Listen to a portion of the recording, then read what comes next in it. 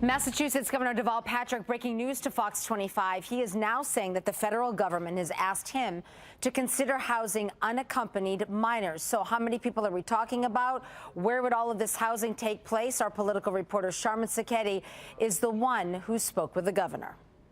The governor has confirmed that the Obama administration has asked Massachusetts to consider sheltering some of the unaccompanied minors who have crossed the southern border. We don't know how many, and we haven't been given a timetable. The governor says they're trying to work it all out with the federal government. We're trying to sort out about what our capacities are, what the circumstances would be.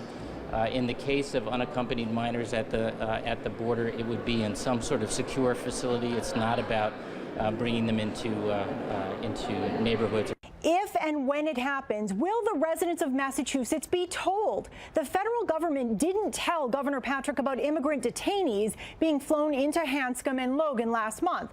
Now they want the state to help house unaccompanied minors. Will we know if and when they arrive? The question about our receipt of unaccompanied minors, when we have information about that and we have a decision about that, we will tell the public. To be clear, the governor is separating this into three different issues. First, the unaccompanied minors crossing the southern border, the detainees on board the ICE flights being flown to Massachusetts and elsewhere across the country, and immigrants crossing the border who stay with family members in cities like Lynn, where the mayor is telling us that the influx of immigrant children, that it's straining city services. The Lynn mayor says her city is overwhelmed.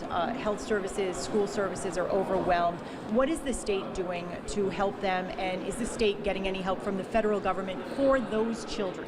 Well, first of all, for children who are reunited with their parents, it's just as if your cousin moved here from out of town. We absorb them in the community, and most of the funding sources that the state supplies to cities and towns take account of those individuals. Although, admittedly, after the fact, meaning after they're counted and after the budget is done. If they need some help through a supplemental budget, I'm sure we're open to that. Is there going to be a situation where you can say, look, we can't do any more? Connecticut has said. I don't think you say, and I don't think we in our Commonwealth would say that we can't respond to a humanitarian crisis. There are obviously limits to what we can do, and we're trying to sort that out right now.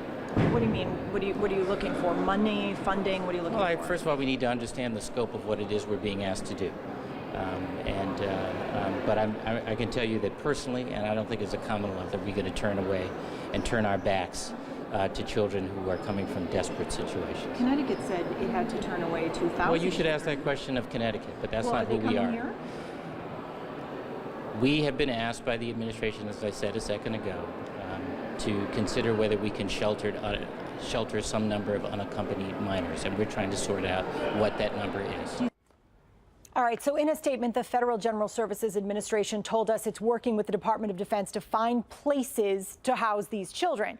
They tell us while only a few facilities will ultimately be selected, a wide range of facilities are being identified and evaluated to determine if they may feasibly provide temporary shelter space for children. Facilities that have been identified for further consideration as viable options will be announced as they are selected. So what that statement doesn't say is anything about a time frame or how many of the immigrants could be coming here to Massachusetts. The governor's office says the federal government will pick up the tab, which still means taxpayers. The feds have set aside $868 million this year to care for those minors. Sharmin Sacchetti, Fox 25 News. Sharmin, thank you.